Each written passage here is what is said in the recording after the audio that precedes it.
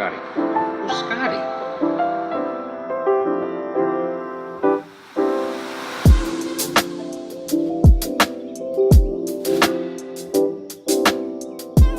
So today we're looking at something a little bit different, an electric scooter. Well, more specifically, two electric scooters. Now these are made by a company based in America called Unagi. What? Unagi? And I must say, these are some of the most beautiful looking electric scooters I've ever seen. Now let's address the elephant in the room straight away. These are no Carbo Wolf. This is not a massive, big 100-kilometer range or 80-mile range electric scooter that's going to take you at 50, 60, 70 kilometers per hour. This is a city commuter scooter. Now first things first, a massive thank you to Padme, an e-store based here in Australia. They sent me the E350 here to review and test out. I'll link their store down below, and I'll also talk about that in the video a little bit later on. We've also got our hands on the E500. Now the core difference between these two scooters is this is a single motor and the E500 is a dual motor. Both scooters have a 9 amp hour battery made up of Sony cells, and the weight between the two is actually very negligible. Negligible? Negligible. This is about 11.8 kilos. This is coming in just on 12 kilos. Now the build quality on these scooters is where it really sets itself apart from other commuter scooters.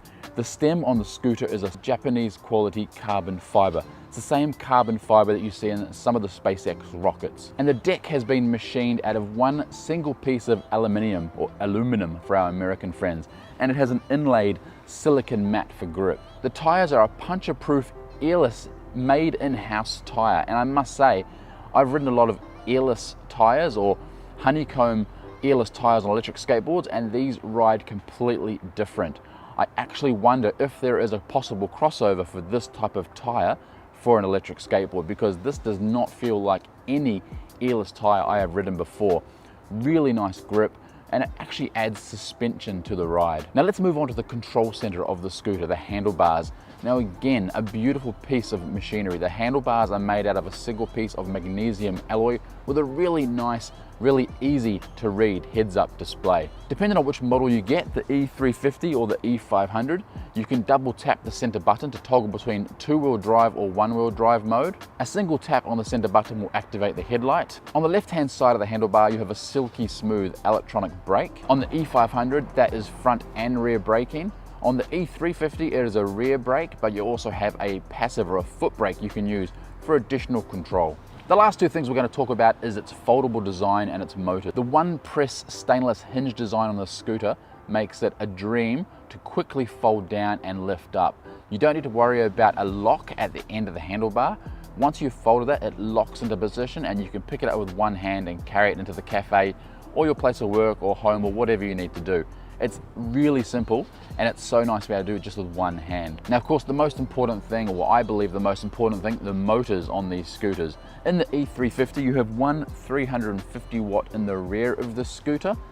That can max out at 700 watts. And in the E500, you have dual 250 watt motors. So one in the front, one in the rear, and they can max out or instant max out at 1000 watts, giving really quite nice fast acceleration, but also really assists on those steeper hills. Quick hill climb shootout just to show you the difference in power between the E350 with its single motor and the E500 with its dual motor. We've got Danny on the E500. We're both fully charged. We're both in top speed mode. And I'll show you the acceleration difference.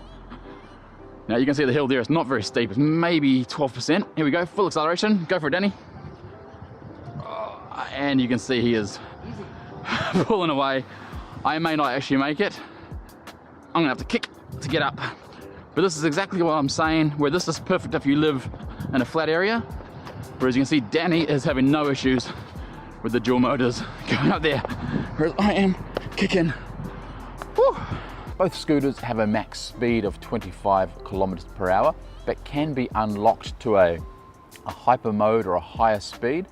All you need to do is hold the brake and the accelerator down at the same time, and then push the center button 10 times until you hear 2 beeps. That will then unlock it and allow you to go, I believe, reports vary, we will test it out, but it lets you go between 30 and 35 kilometers per hour.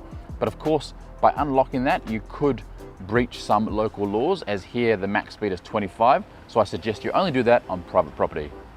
All in all, these are some beautiful scooters that really impress.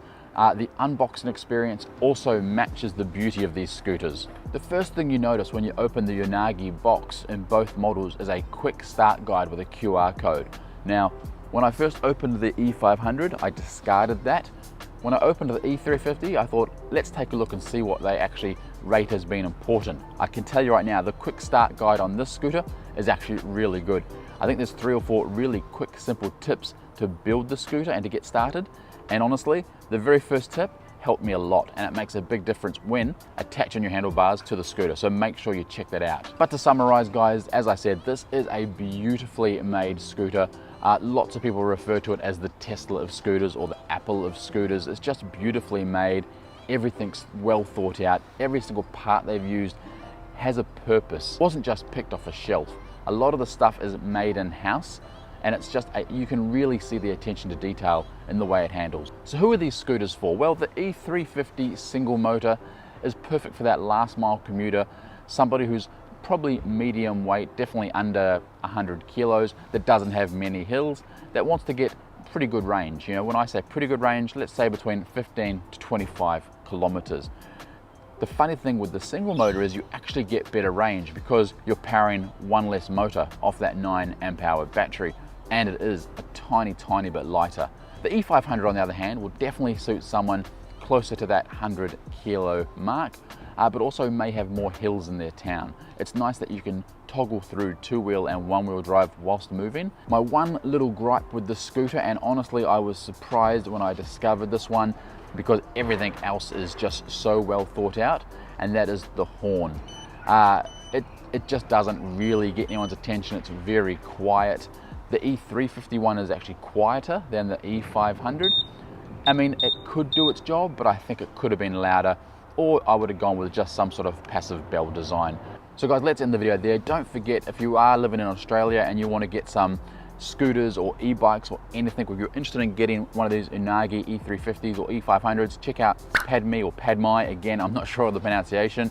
Their link and any discounts they've given me will be in the description. If you're anywhere else in the world, just chuck Unagi scooter into Google and you'll be able to find plenty of resellers all around the world globally. These are a very popular scooter, and I know they're constantly innovating. They have the Model 11 coming out very soon, and it's looking to be a pretty sharp, very tech-packed scooter. So guys, until the next video, don't forget to skate safe, scoot safe, wear a helmet, and we'll see you on the next video.